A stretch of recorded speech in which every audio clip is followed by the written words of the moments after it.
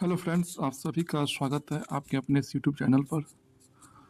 Friends, आज हम लोग फंक्शन के कुछ बेसिक कॉन्सेप्ट को देखेंगे। मतलब कि फ्रेंड्स, फंक्शन है अगर कोई फंक्शन है, मान लेते हैं कि ये आपका सेट एक्स है और ये आपका सेट वाई है। एक्स से वाई में फंक्शन हो रहा है, इसको दिखाते हैं इस तरह से एफ। मतलब कि फ्रेंड्स, कोई फंक्शन है, इसी को हम लोग इस तरह से लिखते हैं फ्रेंड्स कि कोई फंक्शन है जो एक्स से वाई में फंक्शन हो रहा है। अब कहने का मतलब है फ्रेंड्स कि फंक्शन ये कब होगा। फंक्शन ये दो ही कंडीशन में, कोई भी फंक्शन को हम लोग फंक्शन तभी कहेंगे, इसमें सिर्फ दो ही कंडीशन है। पहला क्या है कि कोई भी सेट एक्स का सेट वाई में सिंगल और यूनिक नंबर से कनेक्ट होना चाहिए, और दूसरा है कि सेट एक्स का कोई भी एलिमेंट खाली नहीं होना चाहिए, तभी हम लोग उससे फंक्शन कहेंगे। जैसे कि फ्रेंड्स, मान लेते हैं यहाँ पर ए बी सी है, कोई नंबर ले लिए ए बी सी और यहाँ ले लेते हैं 1 2 3। तो फंक्शन एक्स से वाई में तभी कहा जाएगा जब इसका क्या सिंगल इमेज होना चाहिए। मान लेते हैं कि ए 2 में चला गया, बी 1 में चला गया और सी 3 में चला गया, तो क्या ये फंक्शन है? फंक्शन है। अब ये भी नहीं कि ए 1 में चला गया, बी 1 में चला गया और सी 3 में चला गया। ये मैं समझाने के लिए लिया हूँ। आप सी को 2 में ले सकते हैं, बी को 1 में ले सकते हैं और ए को 3 भी ले सकते हैं। मतलब कि फ्रेंड्स, ये कोई फंक्शन है, एक्स और वाई मान लेते हैं, वाई है आपका, कोई फंक्शन हो रहा है एक्स से वाई के बीच में। यहाँ मान लेते हैं कोई नंबर है ए बी सी, और मान लेते हैं कि यहाँ कोई है नंबर 4 5 6, कुछ भी ले लेते हैं रैंडमली। तो इस फंक्शन तभी कहेंगे जब सेट ए का सेट वाई में एक और एक ही इमेज होना चाहिए। इधर वाले को हम लोग इमेज बोलते हैं और इधर वाले को हम लोग एलिमेंट को प्री इमेज बोलते हैं। तो सेट ए का एलिमेंट सेट एक्स का हर एक एलिमेंट सेट बी में सिंगल और यूनिक इमेज से जुड़ा हुआ होना चाहिए, और सेट ए का मतलब सेट एक्स का कोई भी एलिमेंट खाली नहीं होना चाहिए। अगर इस कंडीशन में देखा जाए तो ये फंक्शन है, ये फंक्शन नहीं है। क्यों नहीं है? क्योंकि सेट एक्स का एक एलिमेंट सी जो कि क्या है, खाली है, इसलिए ये फंक्शन नहीं है। फंक्शन होने के लिए यही एक कंडीशन है, हम लोग ध्यान में रखेंगे कि सेट एक्स का सेट वाई में सिंगल और यूनिक नंबर से कनेक्ट होना चाहिए, और दूसरी है कि सेट एक्स का कोई भी एलिमेंट खाली नहीं रहना चाहिए। तो यहाँ देख रहे हैं कि सेट ए बी सी में, सेट एक्स में ए बी सी में सी क्या है, खाली रह गया, एक एलिमेंट खाली रह गया, तो हम लोग इसे फंक्शन नहीं कहेंगे। और फ्रेंड्स देख लेते हैं, कोई मान लेते हैं कि फंक्शन है सेट एक्स और कोई सेट वी है, कोई फंक्शन हो रहा है एक्स से वाई में, इसको इस तरह से लिखते हैं। मान लेते हैं कि यहाँ पर 1 2 3 है और यहाँ 4 5 6 है, तो फंक्शन उसी को कहेंगे हम लोग। सेट एक्स का सेट वाई में एक ही एलिमेंट होना चाहिए कनेक्टेड। जैसे कि मान लें कि 1 5 से कनेक्ट है और 3 भी 5 से कनेक्ट हो गया, तो क्या ये फंक्शन है? और 2 मान लेते हैं कि 4 से कनेक्ट हो गया, तो ये क्या फंक्शन है? तो ये फंक्शन है। अब मन में आया कि सर, आपने कहा कि सेट एक्स का सारा एलिमेंट सेट वाई में सिंगल और यूनिक नंबर से कनेक्ट होना चाहिए, लेकिन यहाँ सेट एक्स का देख रहे हैं क्या कि 1 का भी वैल्यू 5 है और 3 का भी वैल्यू 5 है, तो ये फंक्शन है। इसलिए फंक्शन है क्योंकि इसका इमेज एक ही बन रहा है ना, 5, इसका भी इमेज क्या बन रहा है, एक ही बन रहा है, तो ये भी क्या है, आपका फंक्शन है। तो फ्रेंड्स, आगे बढ़ते हैं हम लोग, और अगर ध्यान से अगर देख लिया जाए, एक और देख लीजिए, एक और हम लोग देख लेते हैं। सेट एक्स है, ये सेट वाई है, कुछ फंक्शन हो रहा है इसमें। मान लेते हैं कि आपका ये नंबर है ए बी सी, और मान लेते हैं कि आपका है ई एफ जी, और मन में आया कि एक और ले लेते हैं एच। यहाँ पर ए एफ से कनेक्ट हुआ, बी ई से कनेक्ट हुआ, सी जी से कनेक्ट हुआ, तो मन में आया कि क्या ये सब फंक्शन है? तो हाँ, फंक्शन है। वाई का एलिमेंट से कनेक्ट हो या ना हो, ये मैटर नहीं करता है। वाई का एलिमेंट खाली रह गया, ये कोई मैटर नहीं है। मैटर तब करता है जब एक्स का एलिमेंट खाली हो जाए, तो हम लोग फंक्शन नहीं कहेंगे। फंक्शन होने के लिए आपका एक्स का एलिमेंट खाली नहीं होना चाहिए, मतलब कि कोई ना कोई नंबर से वाई के एलिमेंट से जुड़ा हुआ होना चाहिए, तभी हम लोग उसे फंक्शन कहेंगे। तो आइए फ्रेंड्स, आगे बढ़ते हैं हम लोग। जैसे कि फ्रेंड्स, हम लोग सवाल से समझने का प्रयास करते हैं। जैसे कि मान लेते हैं कि f x equal to x square है, एफ एक्स इक्वल टू पहले ले लेते हैं रूट एक्स है, रूट एक्स है, कोई फंक्शन है f x equal to root x. तो ये क्या फंक्शन है? अब ये फंक्शन जिंदा कब रहेगा, मतलब कि ये फंक्शन एग्जिस्ट कब करेगा? तो हम लोग जानते हैं फ्रेंड्स कि हम लोगों का सारा जो सिलेबस है, वो रियल टू रियल पढ़ना है। हमारा पूरा कैलकुलस ही रियल टू रियल और डिफाइंड चीज़ को पढ़ना है। तो ये रियल कब होगा? जब x का वैल्यू क्या हो, 0 से बड़ा हो, पॉजिटिव नंबर हो या 0 के बराबर हो, तो फंक्शन क्या रहेगा? मेरा जिंदा रहेगा, मतलब कि एग्जिस्ट करेगा, मतलब कि ये रियल नंबर देगा। तो इसका डोमेन क्या हो गया? डोमेन हम लोग जानते हैं कि x का वैल्यू निकाल लिए, वही डोमेन है। तो ये आपका डोमेन हो गया 0 से लेकर के इनफाइनाइट। यही आपका आंसर हो गया। सेकेंड नंबर फ्रेंड्स देखते हैं हम लोग, एफ एक्स इक्वल टू ले लेते हैं 1/x। अब देखो, हमारा जो सिलेबस है वो क्या है? रियल टू रियल और डिफाइंड चीज़ को पढ़ना है हम लोगों को। तो यहाँ पर function f x equal to 1/x, x का वैल्यू अगर कुछ भी लेंगे हम, निगेटिव लेंगे या पॉजिटिव लेंगे, तो क्या मेरा फंक्शन ये मर जाएगा? नहीं मरेगा। फंक्शन को हम लोग जिंदा रखना है, मतलब कि फंक्शन को हम लोग को डिफाइन पढ़ना है। आप लोग पढ़े होंगे क्या कि 1/x है, तो नीचे में क्या नहीं होना चाहिए? 0 नहीं होना चाहिए। तो अभी हम लोग क्या कहेंगे? ये फंक्शन अगर 0 हो गया तो वो अनडिफाइंड हो गया, वो अपरिभाषित है। हम लोग परिभाषित पढ़ते हैं और रियल पढ़ते हैं। तो x इक्वल टू 0 इसका आंसर नहीं होगा, मतलब कि x जो होगा वो हर एक रियल नंबर होगा, मतलब कि माइनस इनफाइनाइट से लेकर के इनफाइनाइट होगा, लेकिन क्या नहीं होगा? 0 को निकाल देना है। यही आपका डोमेन हो गया। क्या बहुत टफ है? थर्ड नंबर देखेंगे हम लोग। थर्ड नंबर देखते हैं हम लोग, कोई फंक्शन है एफ एक्स इक्वल टू ले लेते हैं, मान लेते हैं कि एक्स स्क्वायर। बोलेगा कि find the domain of F x. F x का डोमेन निकालना मतलब कि एक्स कहाँ से कहाँ तक आपका लाई करेगा। तो एक्स का वैल्यू कुछ भी रखिएगा, नेगेटिव रखिएगा, 0 रखिएगा या फिर पॉजिटिव रखिएगा, आपको रियल नंबर ही देगा। आपको क्या देगा? हमेशा रियल नंबर देगा। इसलिए फ्रेंड्स ये क्या है? हर एक वैल्यू के लिए ये डिफाइंड है।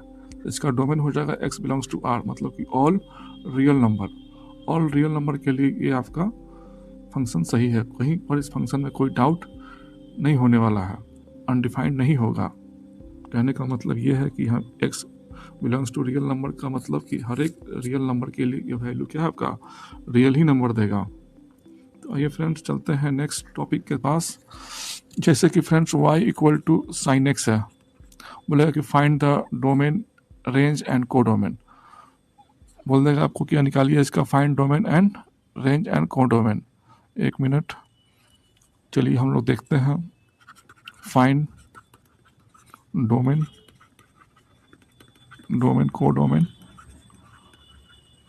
Codomain and range. कोई फंक्शन ले लेते हैं फ्रेंड्स, जैसे कि मान लेते हैं कि y equal to sine x है।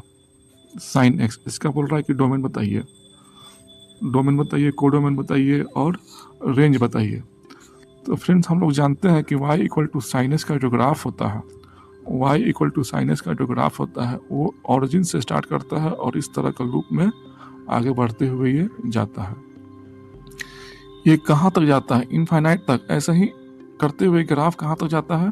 प्लस इनफाइनाइट की ओर ये चला जाता है। इधर हम लोग देखेंगे तो ये ग्राफ ऐसे करते हुए कहाँ तक? माइनस इनफाइनाइट की ओर ये ग्राफ आगे ये चला जाता है। मतलब अब पूछेगा कि क्या ये फंक्शन है? तो फंक्शन डेफिनेटली ये फंक्शन है। कैसे फंक्शन है सर? यहाँ पर x के लिए वैल्यू कितना मिला? एक ही मिला। अगर आपको फंक्शन चेक करना हो, मान लेते हैं कि कोई भी ग्राफ है आपका, अगर आपको फंक्शन चेक करना है, मान लें कि कोई फंक्शन है y equal to f x, बोलेगा कि ये फंक्शन है या नहीं है। तो फंक्शन चेक करने के लिए आप सीधा एक वर्टिकल लाइन खींचेंगे। आप सीधा एक क्या करेंगे? वर्टिकल लाइन खींचेंगे। और x के लिए क्या कितना वैल्यू मिला? एक ही वैल्यू मिला, तो ये फंक्शन है। जहाँ पर आपको डाउट हो वहीं पर आप लोग खींचिएगा। x के लिए क्या एक ही वैल्यू मिल रहा है, यहाँ भी खींचेंगे, इसके लिए एक ही वैल्यू मिल रहा है, तो ये क्या है? आपका फंक्शन है। ये क्या है? आपका फंक्शन है। मान लीजिए कि कोई ग्राफ ऐसा है आपका, पाराबोला के शेप में है, ये पूछेगा कि फंक्शन है। ये आपका पाराबोला हो गया y² इक्वल टू 4ax। तो क्या करेंगे, सीधा खींचेंगे line parallel to y axis. देखिएगा कि एक ही वैल्यू के लिए, एक्स के एक वैल्यू के लिए वाई में डबल वैल्यू मिल रहा है, एक यहाँ भी मिल रहा है और एक यहाँ भी डबल यहाँ भी मिल रहा है। तो हम लोग इसे मना करते हैं कि ये फंक्शन नहीं है। जब सर्किल में देखते हैं हम लोग, सर्किल में देखते हैं फ्रेंड्स, तो क्या देखते हैं, एक खींचेंगे पैरेलल टू वाई एक्सिस का लाइन, लेकिन एक ही एक्स के लिए कितना वैल्यू मिला, वाई में यहाँ भी मिला और वाई में यहाँ भी मिला, तो ये आपका फंक्शन नहीं है। अब बोलेंगे फ्रेंड्स यहाँ पर देख लेते हैं ये फंक्शन है या नहीं है। y equal to sine x का हमने ग्राफ खींचा, ये x डैश है और ये y डैश है। अब ये फंक्शन है या नहीं है, तो जहाँ पर आपको डाउट हो वहाँ आप पैरेलल एक लाइन खींच लीजिए। मान लेते चलिए यहीं पे खींच लेते हैं, तो x के लिए कितना वैल्यू मिला, एक ही वैल्यू मिला, फंक्शन है। और फ्रेंड्स हम लोग जानते हैं क्या कि साइन एक्स और कॉस एक्स का जो फंक्शन होता है वो x बिलोंग्स टू r के लिए होता है। मतलब कहने का मतलब है क्या कि अगर कोई भी फंक्शन आपको लिख के छोड़ दिया गया है और कुछ इंटरवल उसके बारे में नहीं दिया गया है कि कहाँ से कहाँ तक है, तो आपको हमेशा उसको रियल टू रियल मानना है, मतलब कि पूरा इनफाइनाइट मानना है। तो कोई आपका फंक्शन है y equal to sine x, यहाँ पर कितना है, 0 है, π/2 है, यहाँ पर पाई है, यहाँ पर 3π/2 है, यहाँ पर 2 पाई है। देखिए तो यहाँ से चला ग्राफ और यहाँ तक रुक गया, फिर देखिए यहीं से ग्राफ चल रहा है, फिर क्या हो, यहाँ पर रुक गया, फिर यहीं से ग्राफ चलेगा। मतलब इसी तरह से ग्राफ आपका रिपीट करता रहेगा। और आप लोग जानते भी हैं कि साइन एक्स हो या कॉस एक्स हो, ये 2 पाई का क्या होता है, पीरियोडिक होता है। मतलब कि हर 2 पाई पर अपना वैल्यू को ये रिपीट करता है, ठीक है। तो कहने का मतलब है फ्रेंड, इसका पूछेगा डोमेन क्या है, तो हर वैल्यू के लिए क्या मिल रहा है, हर एक्स के लिए कुछ ना कुछ वैल्यू मिल रहा है, सिंगल मिल रहा है, तो ये फंक्शन है। तो ये फंक्शन का डोमेन कहाँ तक गया है, ये इधर गया माइनस इन्फाइनाइट तक मिल रहा है और इधर मिल रहा है प्लस इन्फाइनाइट तक। तो ये आपका डोमेन हो जाएगा x belongs to r। x लिख दिए मतलब कि डोमेन लिख दिए, ये भी बात समझ लीजिए, x लिख दिए मतलब कि डोमेन लिख दिए। और फ्रेंड्स y होता है कोडोमेन। y क्या होता है, कोडोमेन।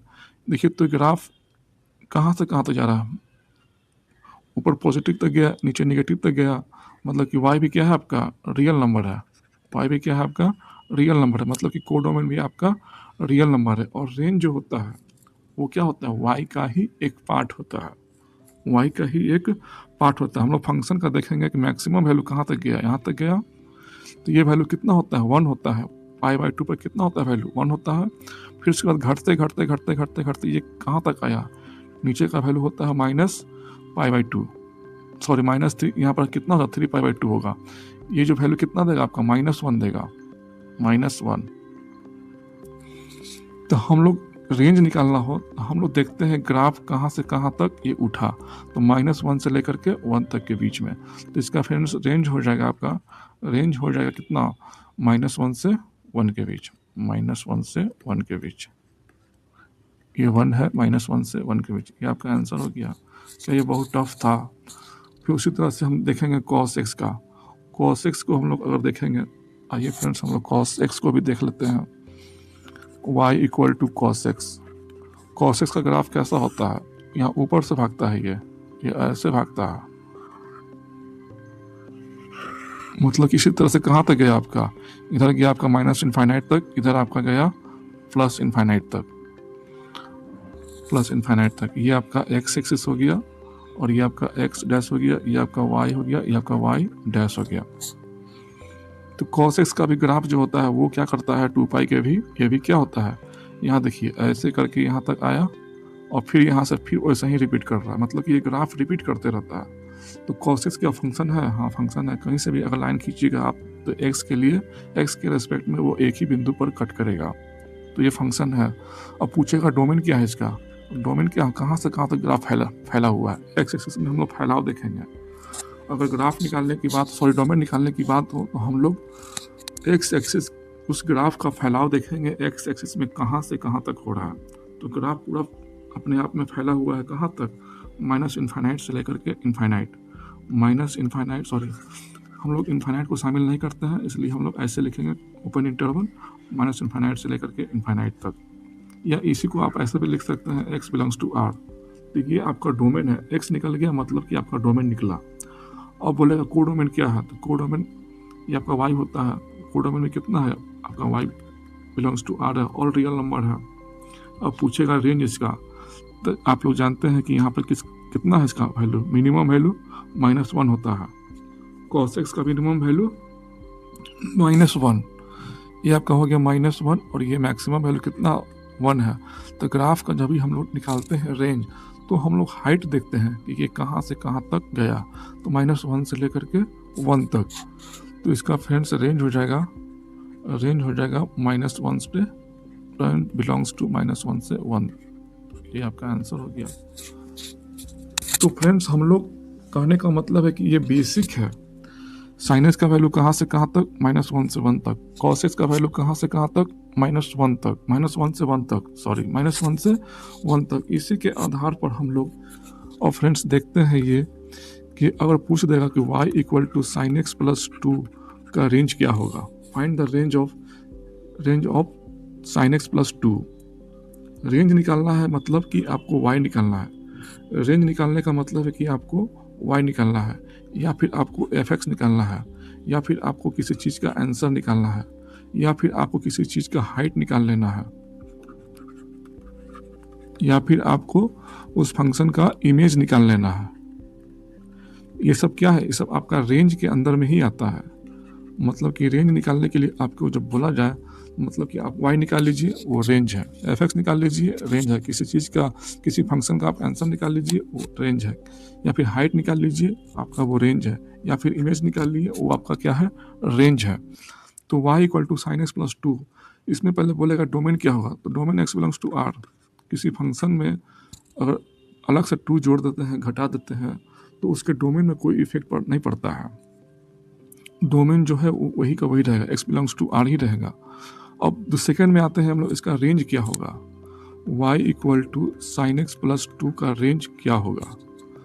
तो फ्रेंड्स कहने का मतलब है क्या कि जिसे जानते हैं उसे ठीक तरह से जान ले तो अच्छा रहेगा। इसी लॉजिक पर हम लोग काम करेंगे।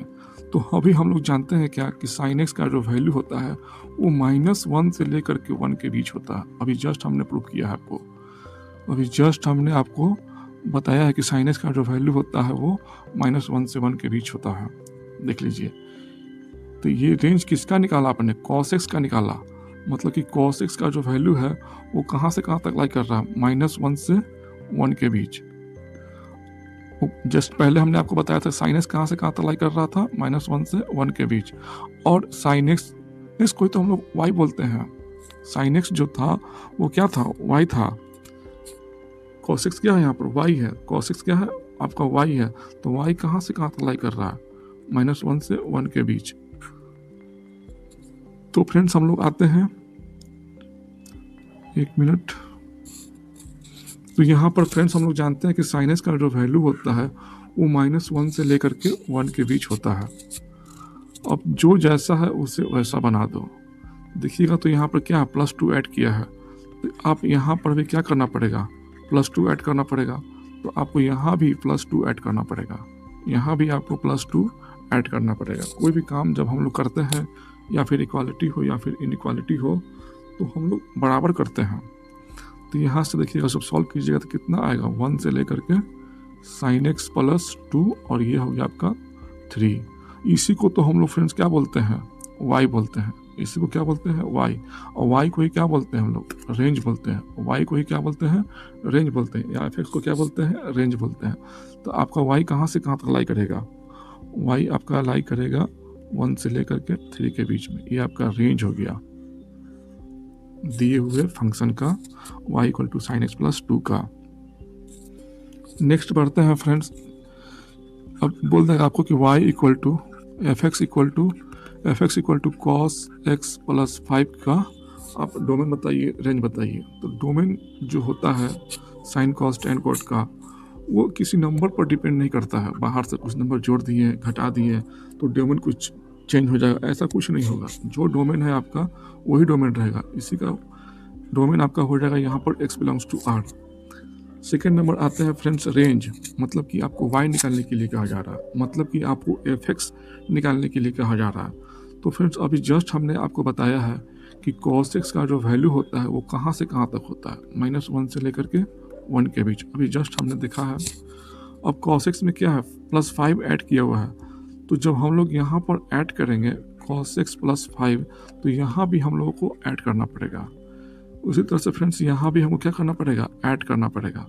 तो ये देखिए, तो cos x +5 किसके बराबर है, fx के बराबर है। fx को ही क्या बोलते हैं हम लोग, रेंज बोलते हैं। fx को ही क्या बोलते हैं हम लोग, रेंज बोलते हैं। तो कहाँ से कहाँ तक लाई करेगा आपका, 4 से लेकर के 6 के बीच, ये आपका रेंज हो गया, ये आपका रेंज हो गया। और फ्रेंड चलते हैं नेक्स्ट, थोड़ा सा देख लेते हैं इनक्वालिटी को। इनक्वालिटी को थोड़ा सा देख लेते हैं एक नज़र कि कहाँ पर कोई नंबर इनक्वालिटी अपने आप में चेंज होता है, कहाँ पर क्या होता है। जैसे कि फ्रेंड्स अगर if a greater than b, यदि a b से बड़ा है, यदि a b से बड़ा है, तो a में अगर आप कोई नंबर जोड़ देंगे, जो भी नंबर जोड़िएगा वही सेम नंबर आपको जोड़ना होगा b में भी। तो कहता है क्या कि इनक्वालिटी के साइन पर कोई फर्क पड़ने वाला नहीं है, मतलब कि जो साइन है वही साइन रहेगा, इनक्वालिटी पर के साइन पर कोई इफेक्ट पड़ने वाला नहीं है। सेकेंड नंबर है फ्रेंड्स कि if a greater than b, यदि a b से बड़ा है और कोई नंबर आप घटा देते हैं, a माइनस b कर देते हैं, b माइनस k कर देते हैं, तो इनक्वालिटी के साइन पर कोई इफेक्ट पड़ने वाला नहीं है। मतलब कि a b से बड़ा या बराबर है और अपने मन से अगर b घटा देते हैं दोनों साइड, तो आपका इनक्वालिटी का जो साइन शुरू में आप लेते हुए आए हैं वही साइन रहेगा, साइन में कोई चेंजिंग होने वाला नहीं है। थर्ड नंबर देखते हैं फ्रेंड्स कि इफ़ a b से बड़ा और बराबर है और कोई नंबर है k से आप मल्टीप्लाई कर देते हैं, k into a, k into b, यदि आपका k पॉजिटिव है, k क्या है आपका पॉजिटिव है, तो भी आपका इनक्वालिटी का साइन चेंज होने वाला नहीं है। जो है आपका साइन वही रहेगा, जो आपका शुरू में साइन दिया हुआ है वही साइन आपका यहाँ पर भी रहेगा। तो सर इनक्वालिटी आखिर चेंज करेगा कहाँ, इनक्वालिटी चेंज करेगा कहाँ? तो फ्रेंड्स इसी को हम लोग देख लेते हैं, बहुत ही इंपॉर्टेंट है, इसी का यूज होने वाला है नेक्स्ट स्टेप में हम लोग करेंगे। जब सवाल को एंट्री करेंगे, फंक्शन को जब पढ़ाएंगे, आपको मॉडुलस पढ़ाएंगे, लॉग पढ़ाएंगे, तो इनक्वालिटी पढ़ाएंगे, तो इसमें कहीं ना कहीं बहुत यूज है, इसलिए हम लोग फ्रेंड्स इसको बेसिक से समझेंगे। जैसे कि मान लेते हैं कि आपका a b से बड़ा है, a क्या है आपका b से बड़ा है, जब a b से बड़ा है तो इनक्वालिटी कब आपका साइन जो है ऐसे हो जाएगा, मतलब कि अपोजिट हो जाएगा। a आपका b से बड़ा है, तो जैसे ही इसका हम लोग उल्टा करेंगे, क्या करेंगे हम लोग, इसका उल्टा करेंगे। उल्टा करने का मतलब है कि रिसिप्रोकल, आप लोग जानते हैं नहीं कुछ होता है नीचे में यानी कि 1 होता है, नहीं कुछ है यानी क्या होता है 1 होता है। तो जैसे ही इसको हम लोग क्या करेंगे, उल्टा करेंगे, मतलब कि 1/a कर देंगे, 1/b कर देंगे, तो फ्रेंड्स ये होने लगेगा, ये होने लगेगा। ध्यान में रखेंगे फ्रेंड्स, ये बहुत इंपॉर्टेंट है, बहुत इंपॉर्टेंट है। अक्सर लोग ये कंफ्यूज कर जाते हैं कि जो इनक्वालिटी साइन रहता है उसी को लेकर कंटिन्यू आगे कर देते हैं, लेकिन ये बहुत इंपॉर्टेंट है, आपको ध्यान में रखिएगा।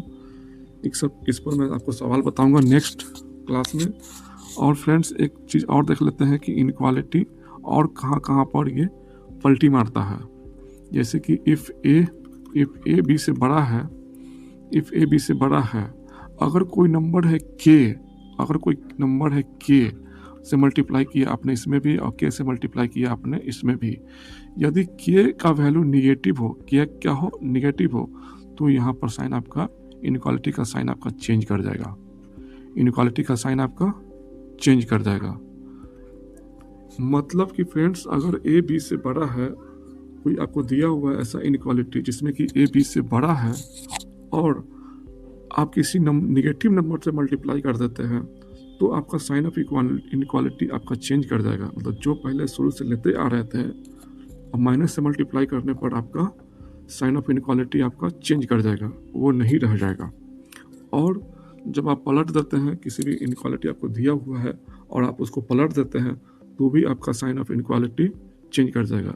तो फ्रेंड्स हम लोग ध्यान में रखेंगे क्या कि इनक्वालिटी सिर्फ 2 ही कंडीशन में चेंज करेगा। पहला कि यदि आप निगेटिव नंबर से मल्टीप्लाई करते हैं, दूसरा कि आप उसी को पलट देते हैं, 1 अपॉन में लिखते हैं, मतलब कि नीचे वाला को ऊपर, ऊपर वाला को नीचे लिखते हैं, तो आपका इनइक्वालिटी का साइन पलट जाएगा।